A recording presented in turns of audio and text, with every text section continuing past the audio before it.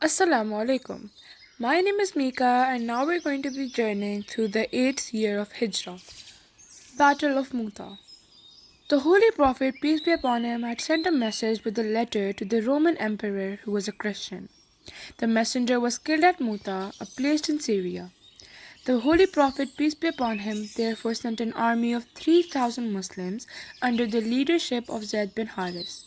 After the deaths of Hazrat Zayd, Hazrat Jafar, and Hazrat Abdullah bin Rawaha, one after the other, the Muslim army under the command of Khalid bin Walid defeated the enemy. Let's continue with the causes of conquest of Mecca. After the Treaty of Hudaybiyah, the Khuzar tribe joined the Muslims, while the Banu Bakr tribe became an ally of the Quraysh. One of the terms of the treaty was that neither party would fight an ally of the other party. In violation of this clause of the treaty, the Quraysh, along with the Banu Bakr, attacked and killed the men of Banu Khuzar. A deputation of the Banu Khuzar came to the Holy Prophet, peace be upon him, and asked for his aid and protection. The Holy Prophet, peace be upon him, promised to help them. He sent a messenger to the Quraysh offering them three alternatives. 1. To pay compensation of blood money for the men of Banu Khuzar. 2. To dissolve their alliance with the Banu Bakr. 3. To declare that the Treaty of Hudaybiyah stood dissolved. The Holy Prophet, peace be upon him, decided that there was no other alternative but to fight against the Quraysh. He, therefore, ordered preparation for jihad. Now let's learn about the events of conquest of Mecca. The Holy Prophet, peace be upon him, left Medina on the 10th of Ramadan, 8 AH, with an army which by the time he reached Mecca numbered 10,000. The Holy Prophet, peace be upon him, divided his army into four groups and gave instructions to all that no blood was to be shed and they were not to fight unless they were attacked, in which case they should defend themselves. The Quraysh, who had never seen such a huge, well-armed and disciplined army before, offered no resistance, but the unit under the command of Khalid bin Walid was attacked by the tribesmen of Banu Bakr and also by some of the most hostile Quraysh. Khalid bin Walid had therefore no option but to fight back. In this encounter, 28 men were killed. Before entering Mecca, the Holy Prophet, peace be upon him, announced a general pardon. Except for 16 or 17 persons who were the bitterest enemies of Islam, a messenger preceded the Holy Prophet, peace be upon him, asking the people to have no fear as no one would be killed or injured. He also announced that anyone who laid down his arms would be safe. Anyone who took refuge in the house of Abu Sufyan, till then one of the Holy Prophet, peace be upon him's bitterest enemies, would be safe, and that anyone who closed the door of his house would be safe. All these promises were fully kept, and the entry of the Holy Prophet, peace be upon him's army, into Mecca was absolutely peaceful. The Holy Prophet, peace be upon him, proceeded to the Masjid al-Haram and performed tawaf of the Kaaba. After performing tawaf, he entered the Kaaba and ordered the destruction of the 360 idols which had been placed by non-believers in the Kaaba. While the idols were being removed, an Holy Prophet, peace be upon him, recited the following verse, and say, Truth has now arrived and falsehood perished, for falsehood is by its nature bound to perish. Chapter 17, verse 81. When the Holy Prophet, peace be upon him, came out of the Kaaba, there was a huge crowd of the Quraysh waiting for him.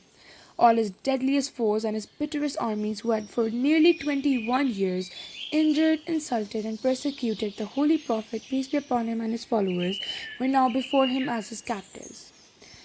The Holy Prophet, peace be upon him, asked them what treatment they could expect at his hands. They cried out, You are a noble brother and a noble cousin. On this, the Holy Prophet, peace be upon him, said, There shall be no reproach against you this day. Go, you are free. Eventually, the Holy Prophet, peace be upon him, also pardoned 12 or 13 of those who had been excluded from the general pardon. Only four people out of those original list were actually executed. History cannot cite another instance of such generosity and mercy on the part of the conqueror. Stanley Lane Poole, in his book The Speeches and Table Talk of Prophet Muhammad, peace be upon him, writes, He freely forgave the Quraysh all the years of sorrow and cruel scorn in which they had afflicted him and gave amnesty to the whole population of Makkah. The army followed his example and entered quietly and peacefully. No house was robbed, no woman insulted. It was thus that the Holy Prophet, peace be upon him, entered again his native city. Through all the annals of history, there is no triumphant entry comparable to this one. Arthur Gilman, in his book, says, "It is greatly to Muhammad's peace be upon him's praise that on the occasion of the conquest of Mecca, when his resentment for ill usage in the past might naturally have incited him to revenge, he restrained his army from shedding of blood, and showed every sign of humanity and thanksgiving to Allah for his goodness." The conquest of Mecca opened a new era in Islam. It practically settled the struggle for supremacy in Arabia, and the Prophet, peace be upon him, was elevated to a paramount position over the whole peninsula. After the purification of the Kaaba before the Zuhr prayer, the Holy Prophet, peace be upon him, directed Bilal to ascend the roof of the Kaaba and announce the Azan. After the prayers, the Holy Prophet, peace be upon him, proceeded to the Safa hill, and people came in crowds to embrace Islam. About this, the Quran says, "When comes the help of Allah and victory, and thou dost see the people enter Allah's religion in crowds, celebrate the praises of thy Lord, and pray for his forgiveness." Chapter 110, verse 1 to 3. The Holy Prophet, peace be upon him, stayed in Makkah for 15 days. He devoted his time to explaining the teachings of Islam. During this time, the neighboring tribes of Arabs also came to Makkah and embraced Islam. After appointing a governor from Makkah, the Holy Prophet, peace be upon him, returned to Medina. Now I'm going to talk about the Battle of Hunayn. Before the Holy Prophet, peace be upon him, could leave Makkah for Medina, he received reports that the Hawazin and Saqif, the two very strong and warring tribes of Taif, had collected a large army for attacking the Muslims. The Holy Prophet, peace be upon him, therefore postponed his departure from Medina and made preparations for meeting this new challenge. He proceeded against them with an army of 12,000 Muslims, 10,000 of which had come from Medina and 2,000 were the new converts to Islam. Probably the enemy had received reports of this route to be followed by the Muslim army.